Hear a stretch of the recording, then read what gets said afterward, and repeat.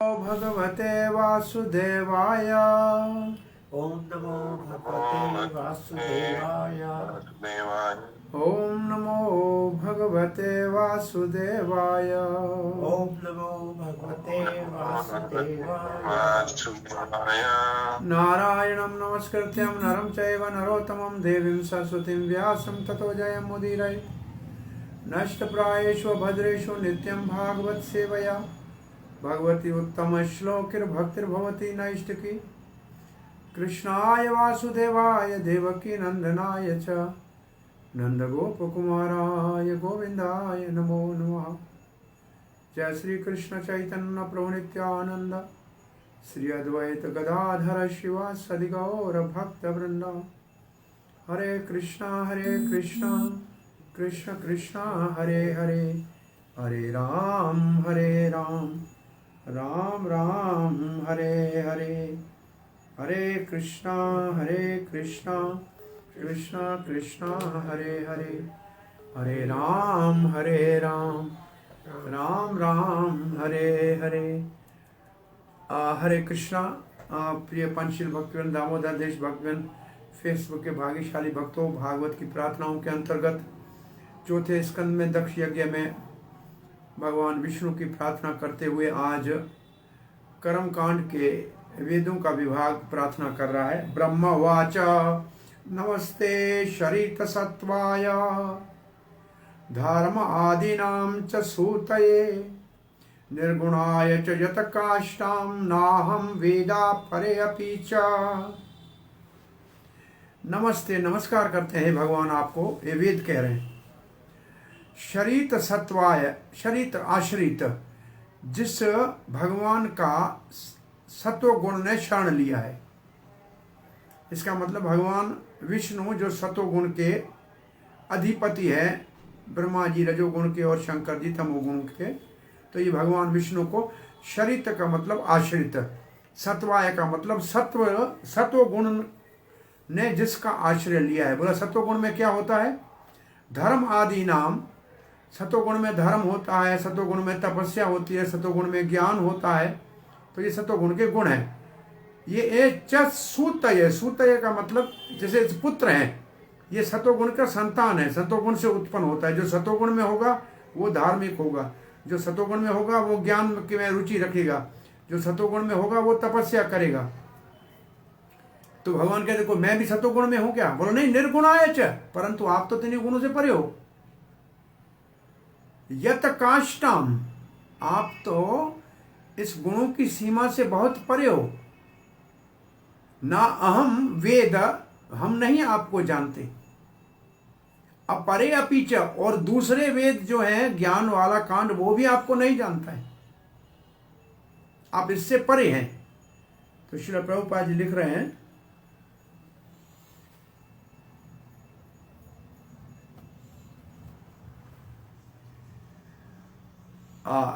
मूर्तिमान वेद प्रार्थना कर रहे हैं कि हम आपके चरणों में प्रणाम करते हैं भगवान। आप सतोगुण आपका शरण लेता है, और इसी के कारण सतोगुण में ही धर्म है, तपस्या है, सात्विकता है, और ये सब गुण है। परंतु आप इन सब गुणों से ऊपर हैं, और आपकी स्थिति हम नहीं जानते।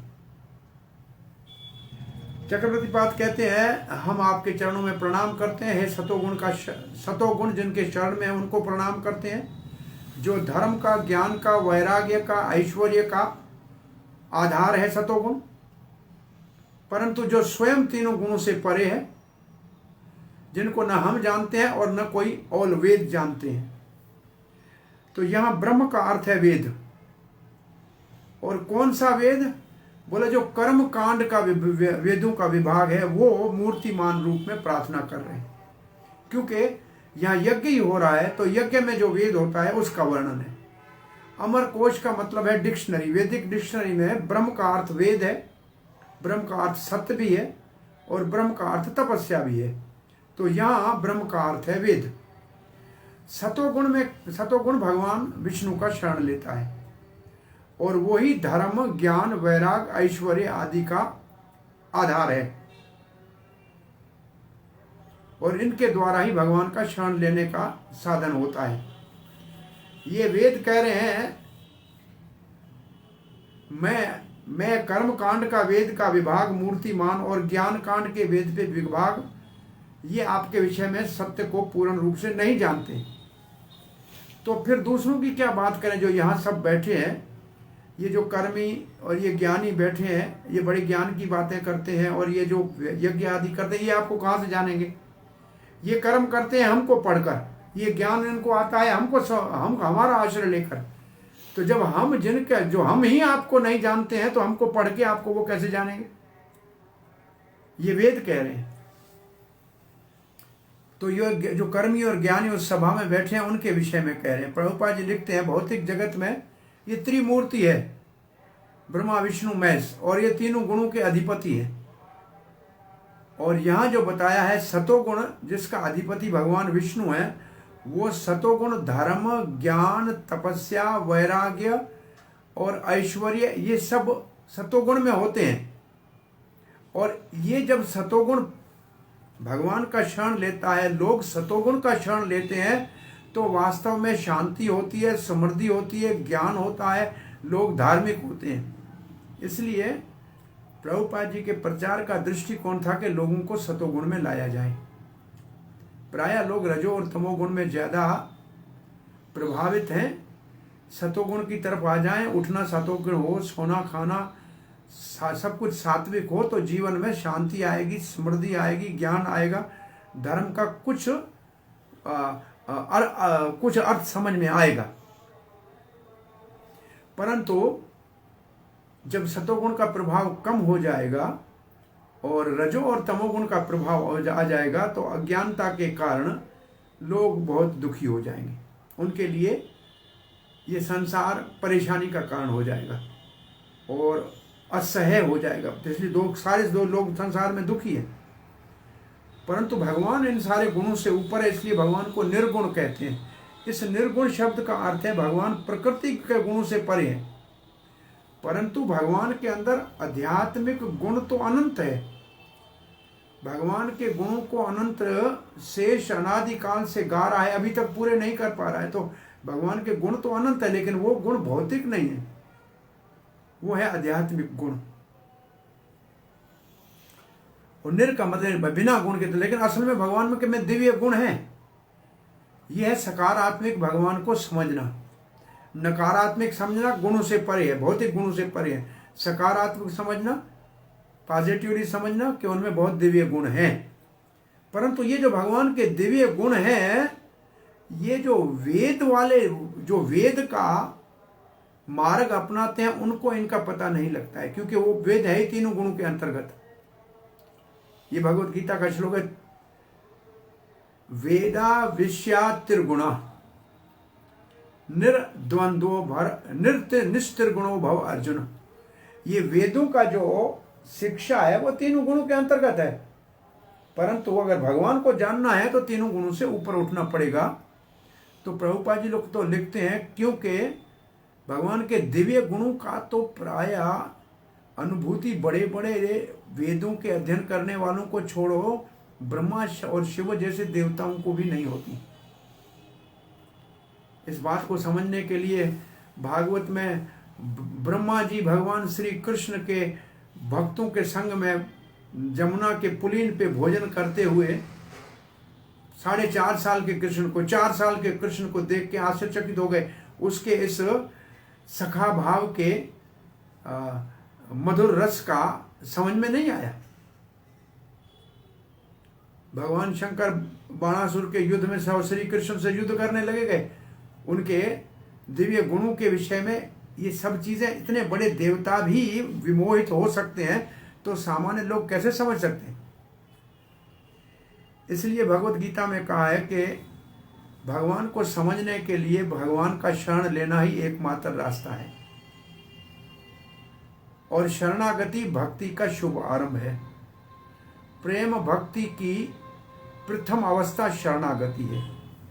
अर्जुन ने जब भगवान को कहा, त्वाम पर प्रणाम, मैं आपके शरण में हूं, अब मुझे शिक्षा दीजिए। ये बड़ी अच्छी बात है, शिक्षा दीजिए परंतु शरण नहीं है तो शिक्षा कभी पूर्ण नहीं हो सकती। पहले शरण फिर शिक्षा, ये है वेद का अवरोह पंथ। अवरोह पंथ का मतलब ऊपर से नीचे आने वाला। और हमारी दुनिया में वेद पढ़ने वाले हों या संसार की शिक्षा वाले हैं, ये है आरोह पंथ, नीचे से ऊपर जाने वाला। तो भगवत भक्ति का मार्ग जो है ऊपर से नीचे आने वाला है। ये कृपा के ऊपर निर्भर है। और कृपा के लिए शरणागति चाहिए, सबमिसिवनेस चाहिए। अर्जुन भी पहले कहते साधी माँ मुझे शिक्षा दो, लेकिन पर प्रणाम मैं आपके शरण में हूं इसलिए मुझे शिक्षा दो। और गुरु के पास जाते हैं तो पहले कहते हैं प्रणिपाते हैं, फिर कहते हैं परिप्रश्नेन। पहले शरण लेते हैं फिर जिज्ञासा करते हैं। तो श्री प्रभुपाद जी यहां लिख रहे हैं, भक्ति के द्वारा ही भगवान के दिव्य गुणों की अनुभूति हो सकती है। यही भगवत गीता में कहा गया है कि तीनों गुणों से ऊपर उठोगे तब भगवान के विषय में कुछ भगवान के दिव्य गुणों की कुछ अनुभूति हो सकती है। तभी हमारी शुद्ध सरल आध्यात्मिक जीवन शुरू हो सकता है। अब जो अग्निदेव है, जो आहुतियां लेता है, यज्ञ में मुख्य अग्नि है, वो अग्निदेव प्रार्थना कर रहे हैं। अग्निर्वाचा, अग्निदेव हाथ जोड़ के खड़ा है। यत तेजसा अहम सुसमिद्धा तेजा हव्यम वहे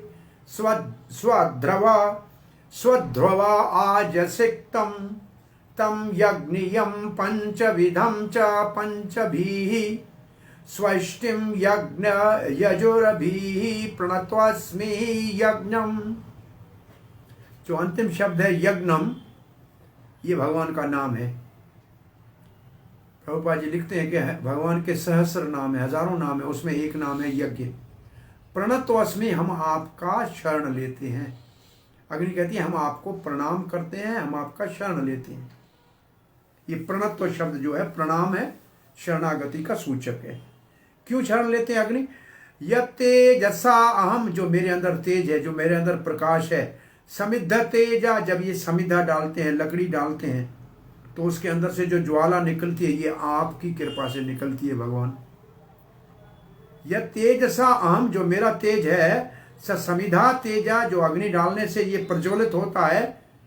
हव्याम वहे, और जो इसके अंदर स्वाहा करते हैं, स्वाद्रव, जो यज्ञ करने के लिए आज सिक्तम, घी में डूबा हुआ ये जो डालते हैं, जब तिल आदि। वेदों में 5 प्रकार के मंत्र हैं, उनके द्वारा, यजुर्वेद के मंत्रों के द्वारा पूजे जाते हैं। जब पंचभिः, और 5 प्रकार की सामग्री चाहिए जिसके द्वारा यज्ञ होता है। बोला कहाँ लिखा है? स्वष्टिम यजुभिः, ये यजुर्वेद में विशेष रूप से स्वष्टिम, जिसके द्वारा आपकी इष्ट, और जो आपको इष्ट मानता है वो आपकी इससे पूजा करता है। तो अग्निदेव प्रार्थना करते हैं, हे मेरे भगवान, हम आपको प्रणाम करते हैं, आपका शरण लेते हैं, आपकी ही कृपा से। अग्नि कहती है मैं प्रज्वलित होता हूँ। जब कोई सुविधा डालते हैं तो मुझसे जो प्रकाश निकलता है, तेज निकलता है, मैं जो प्रज्वलित होते हैं, ये आपकी कृपा है। और मैं ये जो घी से डूबी हुई आहुति ग्रहण करता हूँ इस यज्ञ में, वो भी आपकी कृपा के लिए, वो आपके लिए है।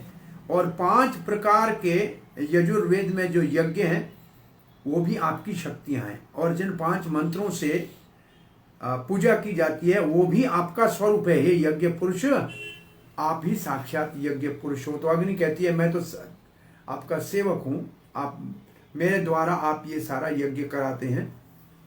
तो अब इसमें चक्रवर्ती पाद लिखते हैं, अग्निदेव की प्रार्थना है कि मैं ये यज्ञ में आहुति, तो अग्निदेव कहते हैं मैं लेता हूं और जिसकी होती है उसको पहुंचाता हूं, लेकिन आपको मैं ठीक तरह से नहीं जानता। और ये किसके लिए अग्निदेव कह रहा है? ये अग्निदेव कह रहा है जो यज्ञ कराने वाले हैं। कौन है यज्ञ कराने वाले? जो पुरोहित है, समझते हैं कि हम यज्ञ करते हैं, उनके कहते हैं, ये कहते यज्ञ करते हैं, लेकिन इनको ये मालूम नहीं है कि आप कौन हो जिसके लिए यज्ञ कर रहे हैं।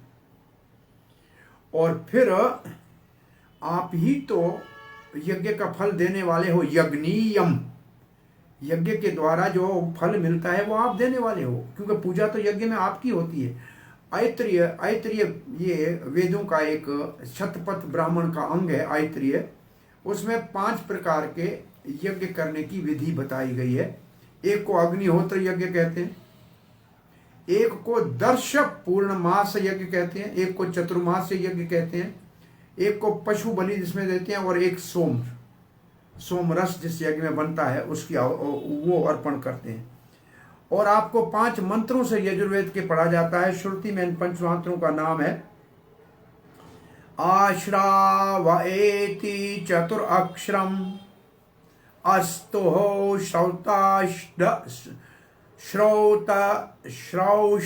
श्रौषण इति चतुरः अक्षरम यजेत द्वाभ्याम ये यजामहे इति पंचाक्षरम द्वाक्षरो अवष्टकार।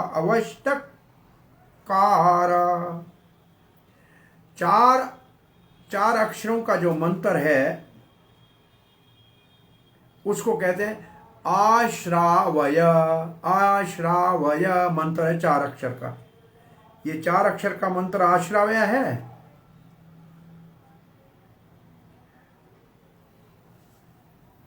अस्तो श्रौष्ट, ये 4 अक्षर के मंत्र है। 2 अक्षर का मंत्र है यज, 5 अक्षर का मंत्र है ये यजामहे, 2 अक्षर का मंत्र है वषट।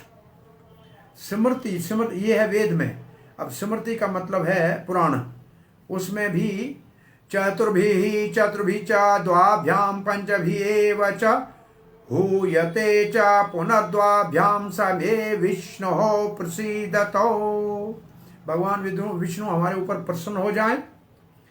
4 अक्षर वाला मंत्र, 4 अक्षर वाला मंत्र, 2 अक्षर वाला मंत्र, 5 अक्षर वाला मंत्र, 2 अक्षर वाला मंत्र। तो ऐसे यज्ञ में ये ऐसे यज्ञ होते हैं। तो अग्नि कहती है ये सब तो वेद की विधि है, इससे ये यज्ञ करते हैं, लेकिन ये आपको नहीं जानते। श्री प्रभुपाद जी का तात्पर्य है भगवान विष्णु के सहस्र नाम जो है उनमें से एक नाम यज्ञ है।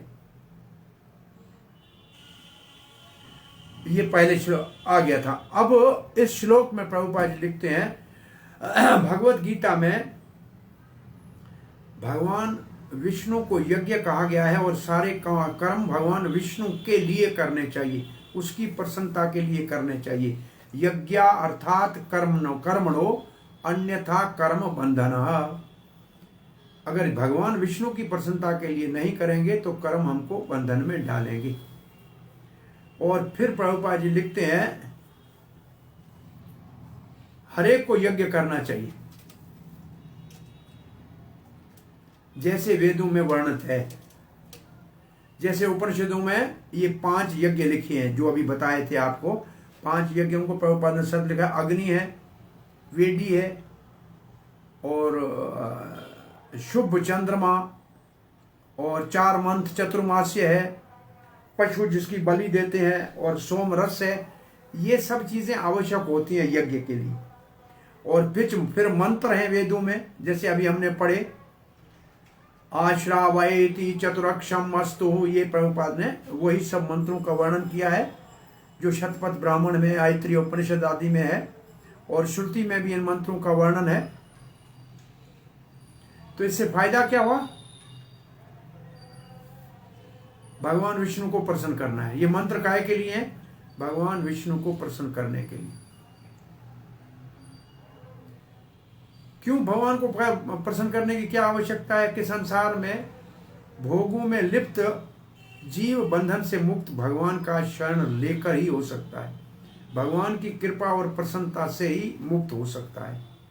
अब प्रभुपाद जी लिखते हैं 4 वर्ण है, 4 आश्रम है।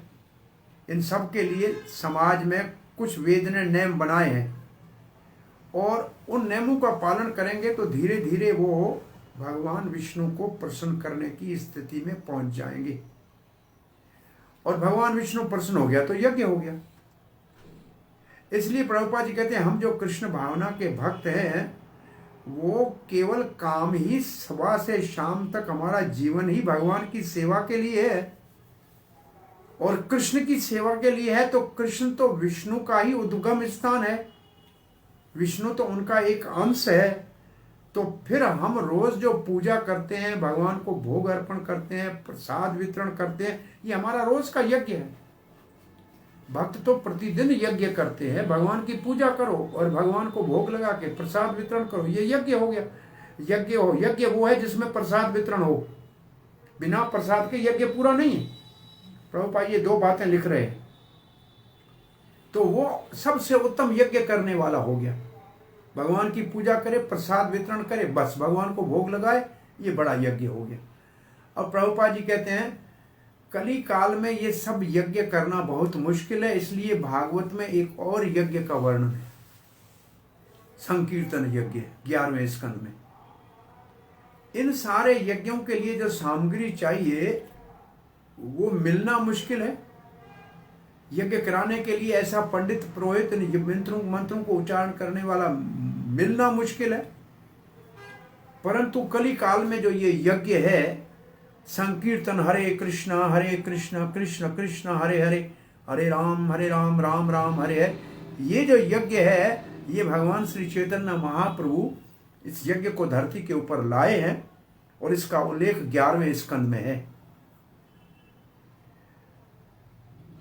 तो जैसे भगवान विष्णु की प्रसन्नता के लिए यज्ञ होता है स्वाहा करने वाला, ऐसे भगवान श्री चैतन्य महाप्रभु की प्रसन्नता के लिए हरे कृष्ण मंत्र से यज्ञ होता है। जिस यज्ञ में भगवान विष्णु प्रकट हुए दक्ष के वहां, वही भगवान श्री चैतन्य महाप्रभु कली काल के अंदर संकीर्तन यज्ञ में प्रकट होते हैं। उनकी पूजा ही हरे कृष्ण मंत्र से होती है। तो ये यज्ञ का है। अब देवता जो उस यज्ञ में अपना भाग लेने के लिए आए हैं, वो प्रार्थना कर रहे हैं। देवा ऊचुहो, सारे देवा कहते हैं, पुरा कल्पा पाए स्वकृतम उदरीकृत विकृतम त्वम एवाद्यस्तस्मिन् शलीले उर्गेन्द्रा अधिशयने पुमान् शेषः सिद्धैर्दै विमर्शिताध्या अध्यात्मपद्भिः स एव अद्य अक्षणो यः पति चरसि भृत्याम अवसी न। मुख्य शब्द है भृत्याम अवसी न, हम आपके सेवक हैं। सारे देवता कहते हैं हम आपके सेवक हैं, आप हमारे स्वामी हैं, और पथि चरसी, हम आपके रास्ते में चलते हैं। एवाक्षणौर यह पथि चरसी, हम आपके सेवक हैं, आप हमारी रक्षा कीजिए। अब भगवान की महिमा क्या गा रहे हैं? पुरा कल्पा पये स्वकृतम, जब कल्प समाप्त होता है, ब्रह्मा जी का दिन जब समाप्त होता है, ब्रह्मा जी की रात होती है, तब होती है प्रलय। उस समय स्वकृतम, वो प्रलय जब होती है ब्रह्मा जी के सोने के समय, तब आप उदरी कृतम, तब आप सारे संसार को अपने पेट में समा लेते हैं। विकृतम, उसको अपने अंदर समा लेते हैं। त्वम एवाद्यस्मिन्, उस वक्त आप क्या करते हैं?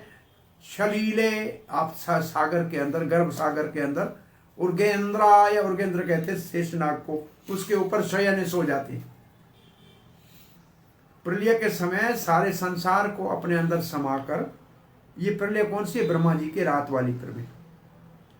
तीनों लोगों को मतलब स्वर्ग लोक तक, उससे ऊपर के नहीं, स्वर्ग से नीचे सब लोगों को अपने पेट में समाकर और शयन करते हैं आप शैया के ऊपर, शेष शैया के ऊपर गर्भ सागर में। उस समय पुमान शेषे सिद्धई, जो बचते हैं, बचने का मतलब जो प्रलय के समय जो जिनका विलीन नहीं होता है, जो बच जाते हैं। बचते कौन थे? जो सनकादि कुमार, जो ऊपर के लोक में रहते हैं, स्वर्ग से ऊपर रहते हैं, वो बच जाते हैं। वो कैसे हैं? वो सिद्धई, वो सिद्ध है। पुमान शेषे सिद्धई, वो जो सिद्ध है, हृदय, वो अपने हृदय में विमर्श अध्यात्म पदवी, वो ध्यान करते, आपका सुमरण करते। बाकी सब प्रलय हो गई, परंतु जो वो सिद्ध लोग हैं, सनकादि ऋषि, ऊपर के लोकों में रहने वाले, वो आपका ध्यान करते हैं और अद्य, परंतु आज अक्षण आप हमारे आज आंखों के सामने प्रकट हो गए, चरसी पथी और चल रहे हो। हम तो देखते नहीं, हम आपके सेवक हैं, अवश्य आप हमारी रक्षा करो। श्री प्रभुपाद लिखते हैं, देवता कह रहे हैं भगवान पहले जब प्रलय हुई थी तो सारी भौतिक प्रकृति को आपने अपने उदर में समा लिया था, परंतु ऊपर के लोगों के सिद्ध लोक जो हैं, मुक्त लोक हैं, सनक आदि, वो आपका ध्यान कर रहे थे, आपका चिंतन कर रहे थे, इसलिए आप आदि पुरुष हैं। और आप प्रलय के सागर में शेष के ऊपर शयन करते हैं। आज हम आपको आंखों के सामने देख रहे हैं क्योंकि हम आपके दास हैं। अब आप हमारी रक्षा कीजिए। तो श्री प्रभुपाद जी का यहाँ भाव ये है। और चक्रवर्ती पाल लिखते हैं, आपने अपने उदर में सारी सृष्टि को समा लिया और विकृत करके समा लिया, उसको जो बाहर थी उसको अंदर करके विकृत कर दिया, ट्रांसफॉर्म।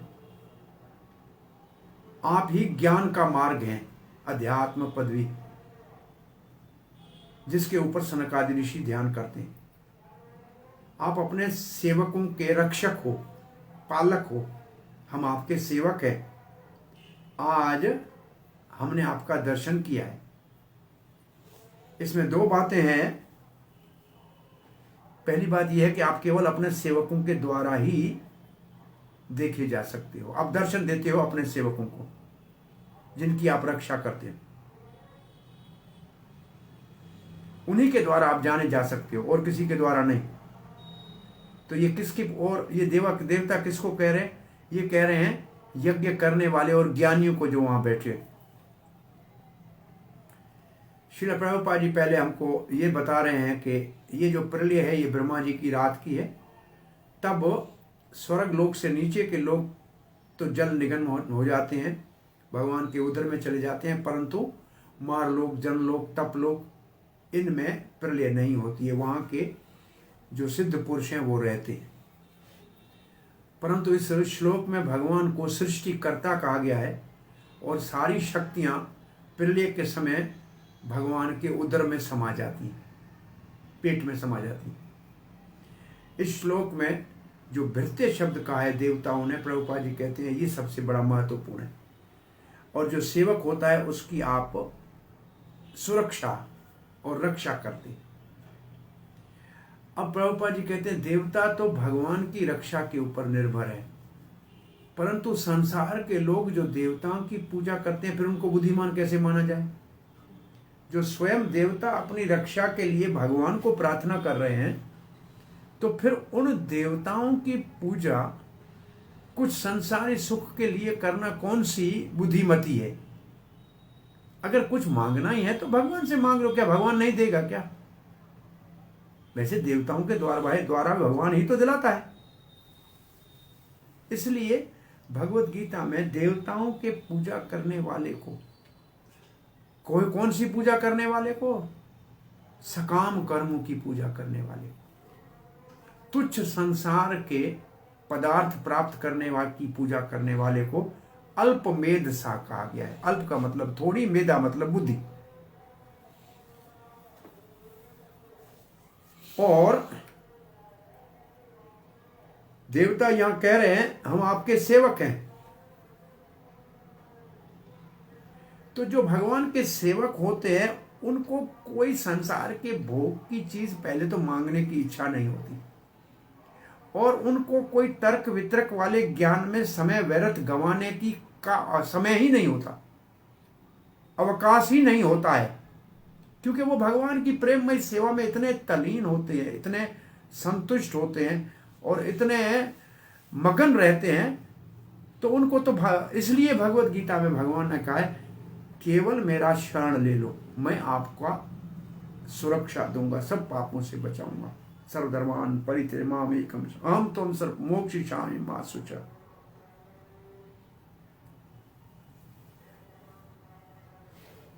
प्रभुपाद जी एक बात बड़ी अच्छी लिखते हैं कि भौतिक जगत ऐसा ही बनाया गया है कि सबके द्वारा इस संसार में पाप होता है। कोई ये नहीं कह सकता है कि मैं पाप नहीं करता। एक महात्मा एक पत्थर के ऊपर बैठे थे और दूसरे महात्मा को कह रहे थे, देखो मैं पाप से बचा हुआ हूं, उठता ही नहीं हूं यहां से, यहीं बैठा होता हूं। उसने कहा जरा पत्थर से उठो, तो पत्थर के नीचे जीव था, वो उसके नीचे दब रहा था और मर रहा था। तो हम नहीं जानते हुए भी ये संसार बना हुआ ऐसे है कि सबसे पाप होता है।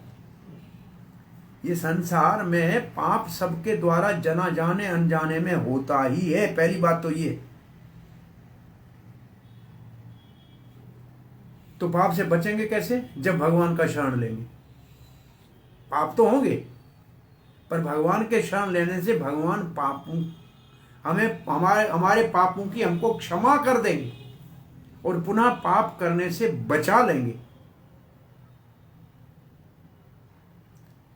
प्रभुपाद ने सीधा लिखा है कि ऐसे जो भगवान के शरणागत होते हैं उनकी भगवान साक्षात रक्षा करते हैं। किससे? पाप करने से। उनको पाप में प्रेरित होने ही नहीं देते हैं। देखिए, 4 ये नियम श्रील प्रभुपाद जी ने भागवत से निकाल के पाश्चात्य देश के लोगों के सामने रखे कि नशा नहीं करना,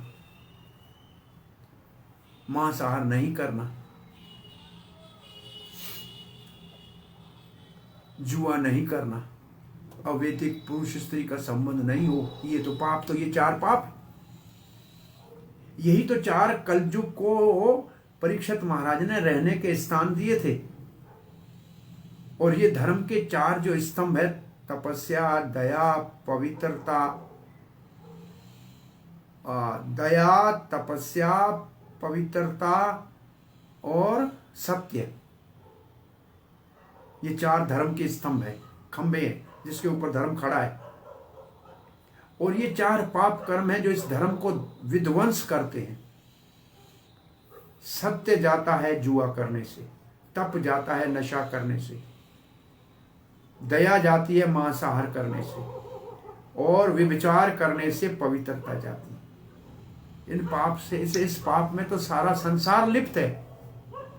और शरणागति गुरु के द्वारा भगवान की जब की जाती है तो पहले तो ये 4 नियम बताए जाते हैं और तब साक्षात भगवान उनकी रक्षा करते हैं। इसका प्रमाण हमने आंखों से देखा कि लोग जो ये तुच्छ चीजें छोड़ने के लिए बड़ा प्रयास करके थक चुके थे, भक्तों के संग में भगवान के नाम को जपना शुरू किया। प्रत्येक जीवन के अंदर अपने आप आंखों के सामने ये सब चीजें छूट गई, कोई प्रयास नहीं करना पड़ा। तो भगवान रक्षा करते हैं ना पाप से बचाने की। व्यक्तिगत Lord has direct protection, Lord has direct protection from those who serve the Lord, but those who surrender and dedicate their life for the service of Lord has direct protection from Lord. उसको फिर पाप के कर्म से कोई संकट होगा, दुख होगा, उसकी कोई चिंता करने की आवश्यकता नहीं। वो जाने अनजाने में फिर पाप की तरफ प्रेरित ही नहीं होगा। अब गंधर्व बोल रहे हैं जो गाते हैं,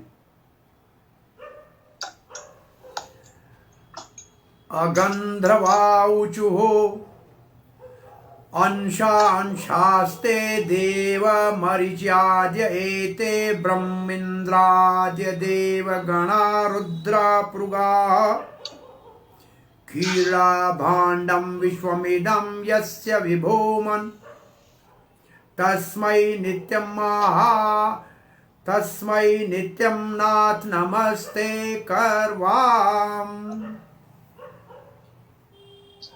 हे नाथ नमस्ते कर्वम, हम आपको नमस्कार करते हैं, हम आपको नमस्कार करते हैं, हम आपको प्रणाम करते हैं भगवान। क्यों इतने सारे यहाँ देवता का हो बैठे, उन सबको करो ना। अंशा अंश थे, ये तो आपके अंशों के अंश हैं। अंशा अंश थे, ये आपके अंशों के अंश है। बोला कौन से, किसकी बात कर रहे हो? ये पूछिए भगवान। मरीचि आदि है, ये ऋषि जो मरीचि आदि है। कोई बात नहीं, फिर देवता, ये तो ऋषि है। ब्रह्मा इंद्र, ब्रह्मा है, इंद्र आदि ये जितने भी देवगण हैं, और फिर रुद्र और उर्गाह, रुद्र उर्गाह, जो इन सब के महान महादेव है, ये भी तो आपका अंशों के अंश हैं।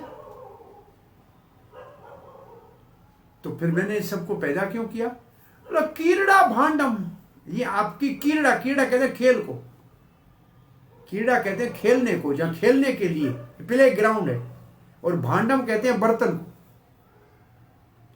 ये पूरा विश्व जिसके अंदर ये देवता संचालन चला रहे हैं, ये एक आपका खेल का मैदान है, ये खेल का भांड है। यस्य विभूमन, हे विभूमन, विभूमन का मतलब विशेष महान आप हैं। तस्मै नित्यम नाथ, इसलिए नित्य भगवान हम आपके चरणों में आपका ही गुणगान करते हैं, आपकी सेवा करते हैं। यहां हम यज्ञ में आए थे, दक्ष के यज्ञ में हम महिमा गा रहे थे दक्ष की, लेकिन असल में इसकी नहीं गा, आपकी रहे थे, क्योंकि गंधर्वों का काम है गाना और नृत्य करना। गंधर्व कह रहे हैं, हे भगवान, ये देवता शंकर जी से लेके ब्रह्मा इंद्र मरीचि आदि ऋषि, ये सब आपके अंशों के अंश हैं, ये आपसे उत्पन्न है। आप विभूमन हैं, आप महान हैं।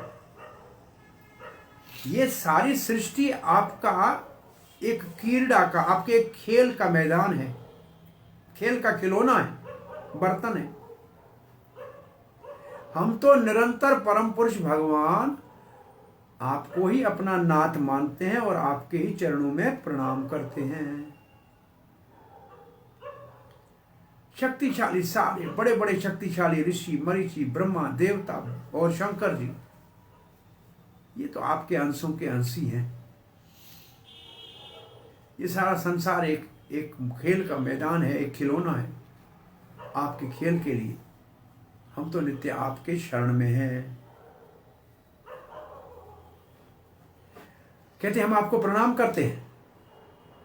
जब हम इस सभा में आते हैं तो हम दक्ष की महिमा गाते हैं, कहते हैं वाह वाह महान है, इस सभा का सभापति यज्ञ दक्ष है, क्योंकि हम गंधर्व में हमको गाना है।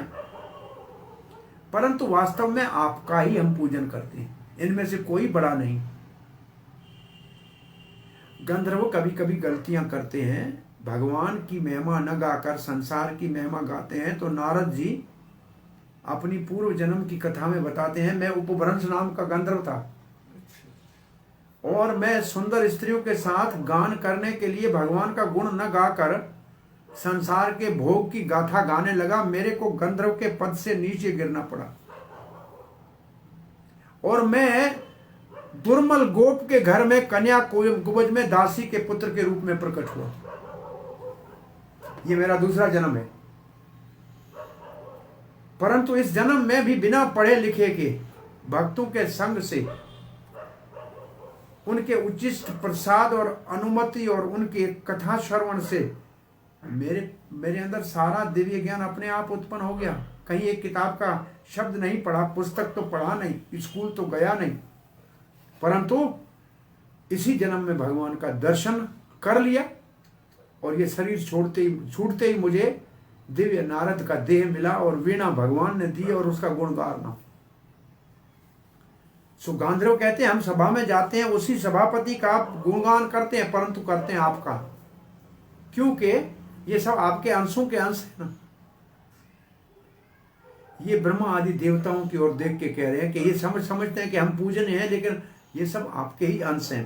प्रभुपाद जी सीधा ब्रह्मा संहिता से लिखते हैं, भगवान श्री कृष्ण कहते हैं ईश्वर है परम कृष्ण, परमेश्वर कृष्ण है, ईश्वर बहुत है पर परम ईश्वर कोई नहीं।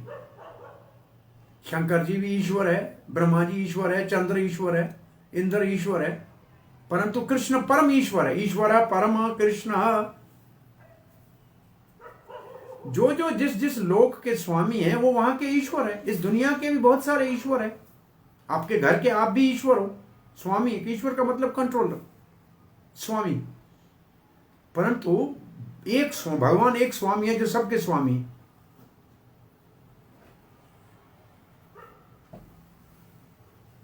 प्रभुपाद जी फिर कहते हैं ये सब देवता कैसे हैं, इनसे भी नीचे जो लोक हैं उनके अंदर कोई, जैसे हमारा दुनिया है इसके अंदर जितने मुल्क हैं, ये समझा जाए जितने देश हैं, इन देशों में कितने ही लोग, अब पहले लिखते हैं कोई प्रेसिडेंट है, कोई मंत्री है, और नीचे आते हैं तो कोई चेयरमैन है म्यूनिसिपल का, और कोई बड़े से बड़ा राजा है।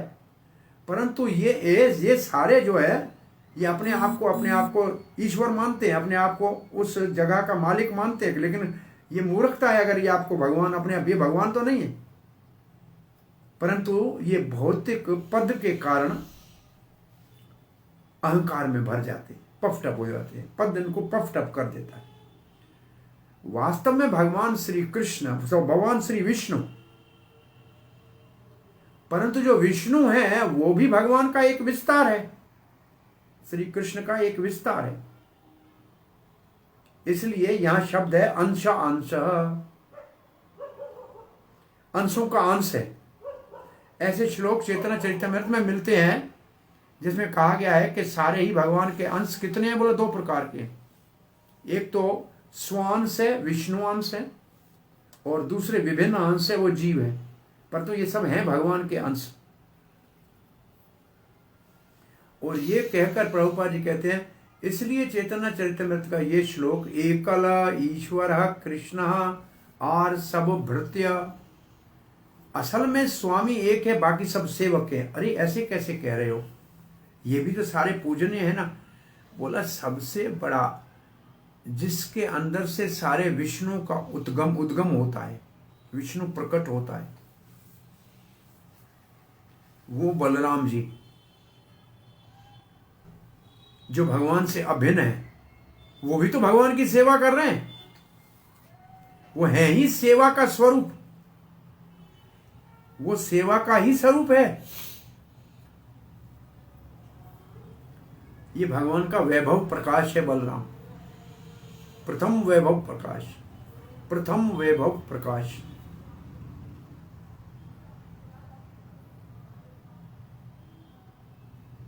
प्रभाव प्रकाश होता है, प्रभाव प्रकाश और वैभव प्रकाश। श्री कृष्ण है आदि पुरुष, उसका प्रभाव प्रकाश होता है जिसमें जितने रूप बनते हैं वो बिल्कुल कृष्ण जैसे होते हैं।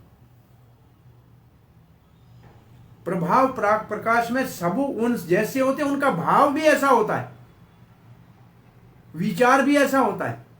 उसका उदाहरण है रास लीला में जितनी गोपियां उतने कृष्ण, सब कृष्ण एक जैसे श्याम सुंदर, सबके वस्त्र आभूषण और विचार और पद न्यास और नृत्य सब एक जैसा। फिर कोई कहे कि इतने सारे कृष्ण के ये सब प्रभाव प्रकाश है, इसमें आदि पुरुष कौन है? तो बहुत सरल समझना है, जो राधा के संग नृत्य कर रहा है वो आदि कृष्ण है, जो अन्य गोपियों के साथ नृत्य कर रहा है वो प्रभाव प्रकाश है, लेकिन है सब एक जैसे।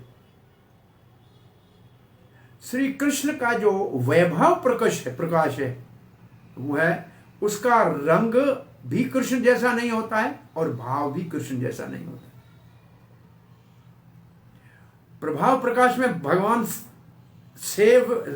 सेवी है, सब उसकी सेवा करते हैं, वो स्वामी है, वो गोपीनाथ है। परंतु वैभव प्रकाश जब होगा उसका रंग भी गोरा है। कैसा है? कृष्ण का रंग तो है चतुर्मास के बादल जैसा, बरसात के बादल जैसा, और वैभव प्रकाश बलराम जी का रंग है सर्द के बादल जैसा। सर्द ऋतु का बादल होता है सफेद सफेद, दूध के फैन जैसा। कृष्ण का भाव है स्वामित्व, सेव्य भगवान, और बलराम जी भी उसी कृष्ण है, वही कृष्ण है, परंतु सेवक भगवान है, सेवा के लिए है। अब नित्यानंद त्रयोदशी आने वाली है, ये तत्व है असल में बलराम जी का। वो कैसे सेवा करते हैं? सारे रसों में सेवा करते हैं, ब्रज में सारे रसों में सेवा करते हैं। शांत रस में तो पूरा वृद्धाम बन जाते हैं। दास रस में कृष्ण के चरण थक जाता है तो चरण दबाते हैं। सखा रस में तो साथ में खेलते हैं, और जब नंद यशोदा नहीं होती हैं तो वात्सल्य रस में तो उनका संरक्षण करते हैं, बचाने का पूरा प्रयास करते हैं। और माधुर्य रस में तो राधा रानी की छोटी बहन अनंग मंजरी के भाव में, सब रसों में ये जो बलराम जी का स्वरूप है सेवा का, ये सब रसों में सेवा करते हैं। इसको कहते हैं, बहुत अच्छा शब्द है संस्कृत, सब भावों में सेवा करते हैं। और यही बलराम जी यहाँ हैं, रोहिणी नंदन बलराम। मथुरा और द्वारका जब कृष्ण के साथ जाते हैं तब इनका नाम हो जाता है मूल संकर्षण। ये मथुरा बन जाते हैं, द्वारका बन जाते हैं, वहां सारी सेवा की सामग्री बन जाते हैं। और यही वैकुंठ में जब जाते हैं तो महासंकर्षण, ये मूल संकर्षण से महासंकर्षण, उस महासंकर्षण से ही कारण दक्षाई विष्णु प्रकट होता है। तो महासंकर्षण वैकुंठ में सारी सेवा की सामग्री बनाते हैं। तो ये सारे ही सारे सेवा ही कर रहे हैं। तो सब सेवक कैसे हैं? ये सारे सेवक हैं। ये प्रभुपाद जी बात कह रहे हैं। जब भगवान का अपना वैभव प्रकाश ही सेवा करता है तो फिर हम जीवों को सेवा सिखाने कौन सिखाएगा? भगवान नहीं सिखाएगा तो कौन सिखाएगा? तो सेवा सिखाने के लिए भगवान ये अवतार लेते हैं।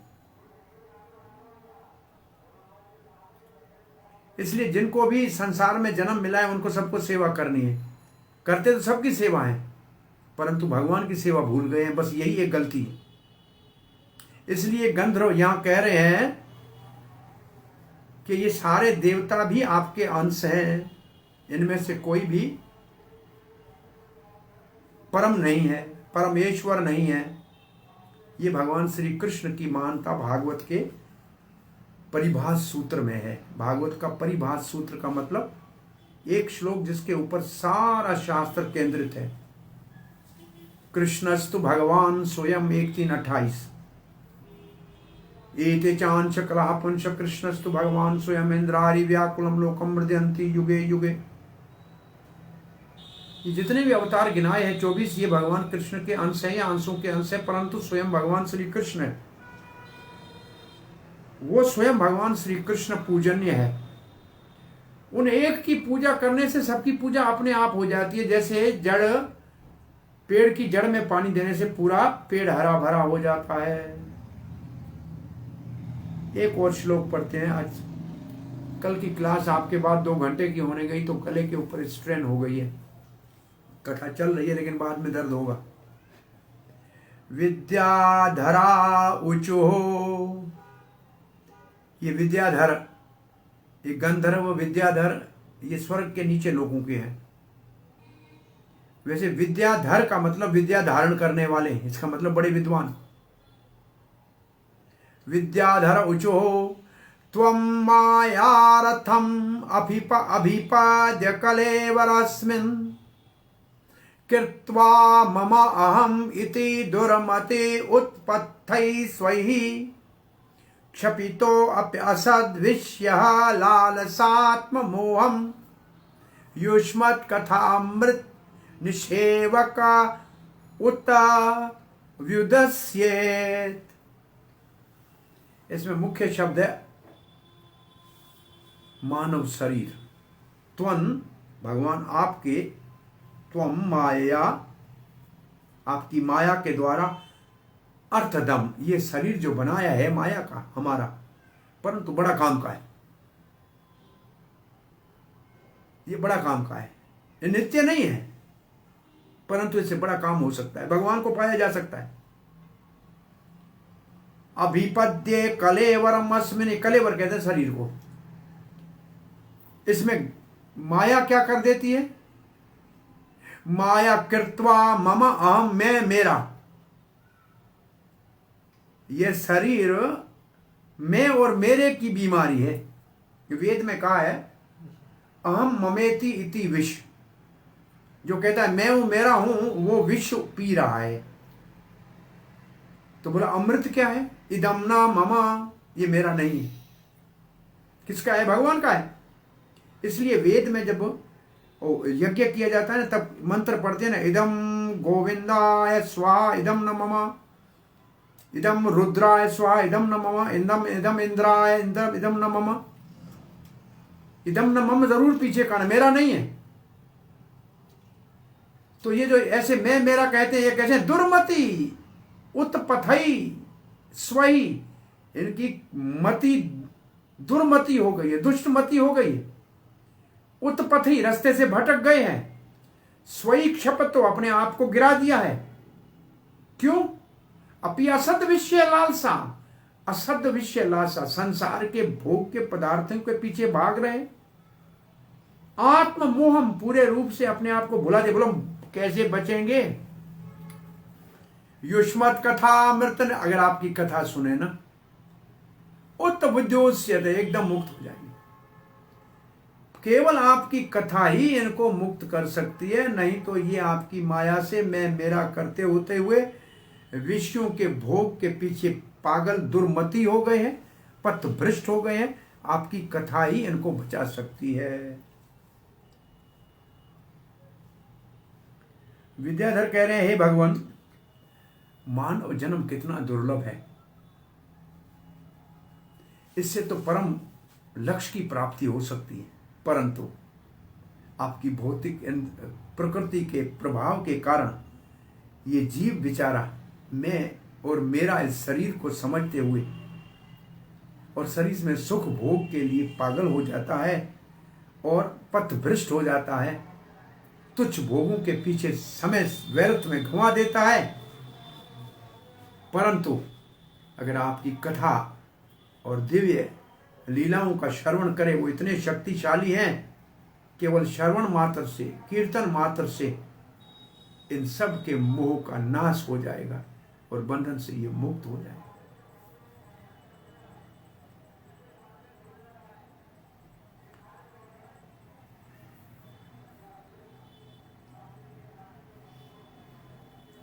ये किसकी और ये श्लोक किसको कह रहे हैं? विद्याधर ज्ञानियों को कह रहे हैं। प्रभुपाद जी कहते हैं मानव शरीर अर्थदा है। ये प्रहलाद महाराज प्रार्थना करते हैं, अपने सहपाठियों को कहते हैं ये मानव शरीर अर्थदा, बहुत बड़ा लाभ वाला है। भले क्षण भंगर है थोड़े समय के लिए, लेकिन काम इससे बड़ा हो सकता है, परम सिद्धि को प्राप्त किया जा सकता है। सब योनियों में मानव शरीर महान है, बड़ा आशीर्वाद है भगवान का। बड़े भाग मानस तन पावा, सुर दुर्लभ सब ग्रंथन गावा। देवताओं को भी मानव शरीर मिलना बहुत दुर्लभ है। देवता भी इसकी गाथा गाते हैं कि कितना भाग्यशाली है ये।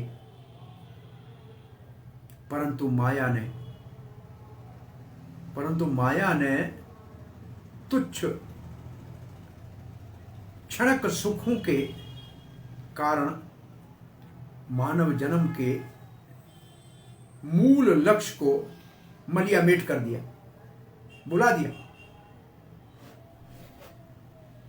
हम तो असद के पीछे फांसे। असद का मतलब सदा रहने वाला नहीं है, उसके पीछे भाग रहे। जिन चीजों को आप पकड़ना चाहते हैं वो किसी के हाथ आई नहीं, और जो चीज हमारे साथ है, जो कभी हमारा साथ छोड़ती नहीं है, उसको तो हम पूछते नहीं। भगवान जो जिससे हम कभी अलग हुए नहीं है उसको याद करते नहीं है। दुनिया सारी जो है एक दिन हमसे अलग हो जाएगी, उसको ही पकड़ के बैठे हुए हैं। संसार का मतलब जो सरकता जाता है, जैसे नदी है। आप हरिद्वार में स्नान करें, एक डुबकी लगाएं, दोबारा डुबकी लगाएंगे तो वही पानी नहीं है, वो पानी चला गया, वो पानी उधर रुकेगा नहीं। ये संसार आज ऐसे जैसे चला जा रहा है। संसार का मतलब जो बह रहा है, इसमें किसी को पकड़ने का प्रयास कर रहे हो, क्या हाथ में आएगा? कुछ भी नहीं आएगा।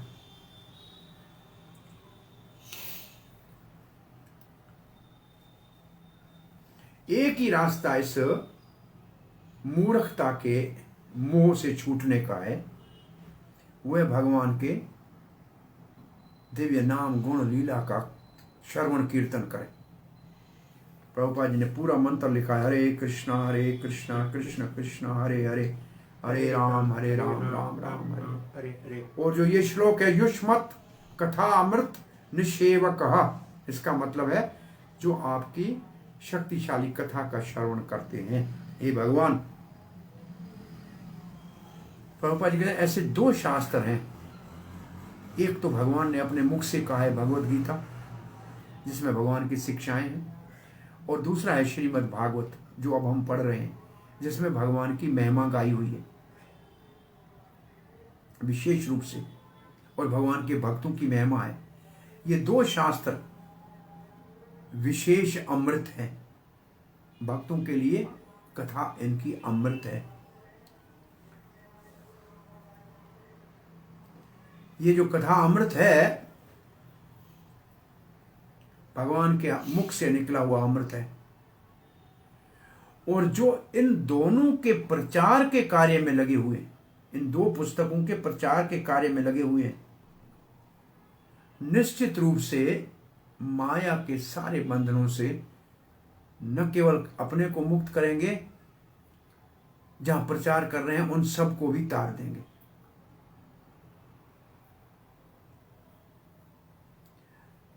माया हमको हमारी असली पहचान को मिटा देती है।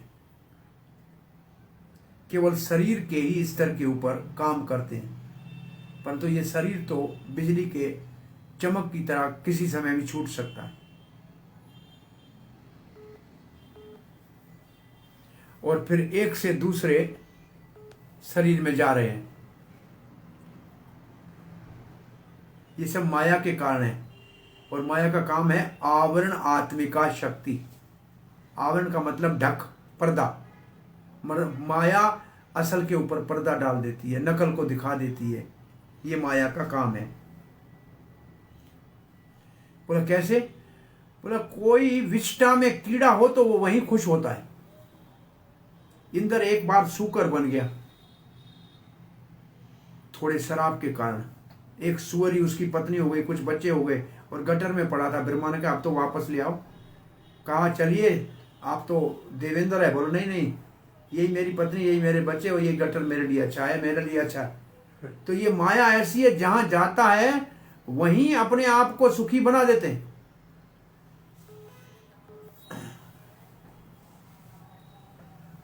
और प्रभुपाद जी आगे लिखते हैं, और इस माया के कारण मां के गर्भ में आना पड़ता है, मलमूत्र की थैलियों के बीच में लटकना पड़ता है, और मानव जन्म में अगर इससे छूटने का मौका मिला है, इसको हमने गंवा दिया, तो फिर मौका कहां मिलेगा फिर।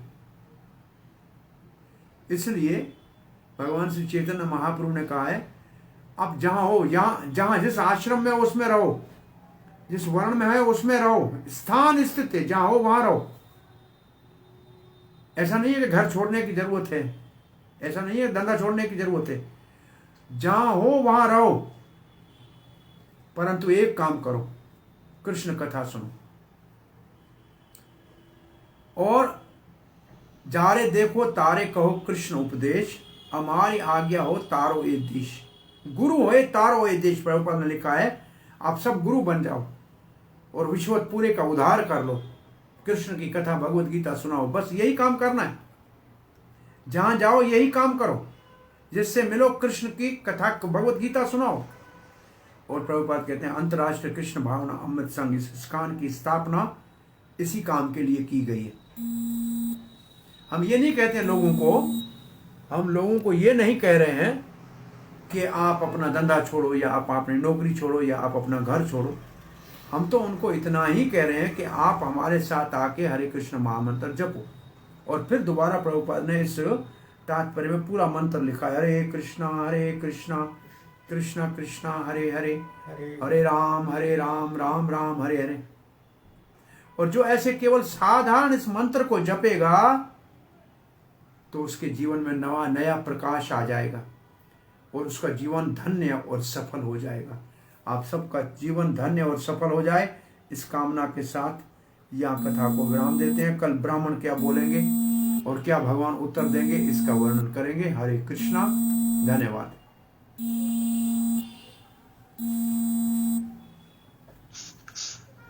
कोई प्रश्न जिज्ञासा है?